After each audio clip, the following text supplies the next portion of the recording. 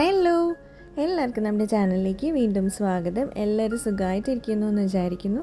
ഇന്ന് നമ്മൾ ഇതുപോലത്തെ ട്രൈപോഡിൻ്റെ ബോക്സാണ് എടുക്കുന്നത്. അത് വെച്ചിട്ട് നമ്മളൊരു ഓർഗനൈസറാണ് ഉണ്ടാക്കാൻ പോകുന്നത്.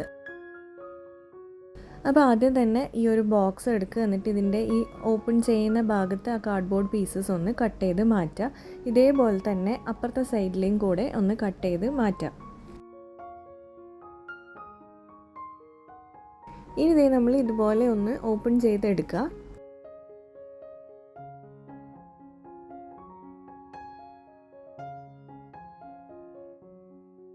ഇനി ഇതിൻ്റെ ഒരു സൈഡ് നമുക്ക് കട്ട് ചെയ്ത് മാറ്റാം.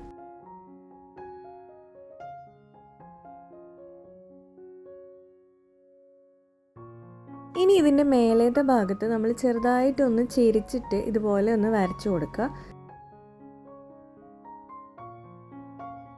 ഒരു കോർണറിന് മറ്റേ കോർണറിലേക്ക് ഒരു ട്രയാങ്കിൾ ഷേപ്പ് വരുന്ന രീതിയിലാണ് നമ്മൾ കട്ട് ചെയ്ത് മാറ്റേണ്ടത്.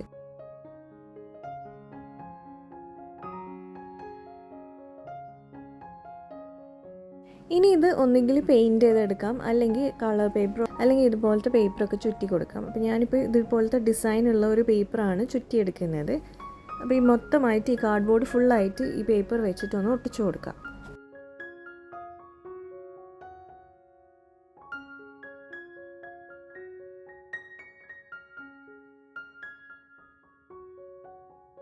ഇനി നമ്മൾ ഈ ഒരു ബേസിൽ നിന്ന് കട്ട് ചെയ്ത ഈ ഒരു പീസില്ലേ, ആ ഒരു സൈസിൽ ഒരു കാർഡ്ബോർഡ് കട്ട് ചെയ്യുക. എന്നിട്ട് അതിനും കളർ പേപ്പർ ചുറ്റിയിട്ട് ഇതുപോലെ ബേസ് ആയിട്ടൊന്ന് ഒട്ടിച്ചു കൊടുക്കുക.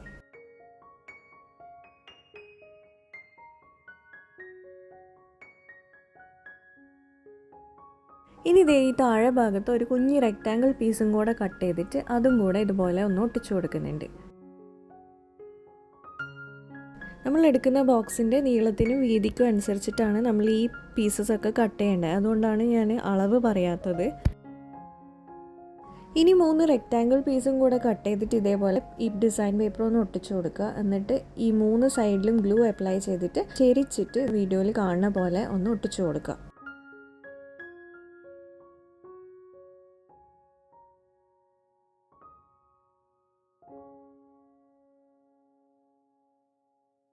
അപ്പോൾ ഈ പീസസ് ചെരിച്ചിട്ട് ഇങ്ങനെ ഫിക്സ് ചെയ്യുമ്പോൾ ജസ്റ്റ് ഒന്ന് ശ്രദ്ധിക്കേണ്ട കാര്യം, ഇത് പുറത്തേക്ക് ആവാതെ നോക്കണം. അതായത് ഈ ഒരു എന്താ പറയുക, ചെരിച്ച് വെക്കുമ്പോൾ തന്നെ ഈ 2 സൈഡിലേക്ക് കണക്കായിട്ട് ഒട്ടി നിൽക്കുന്ന പോലെയാണ് വെക്കേണ്ടത്.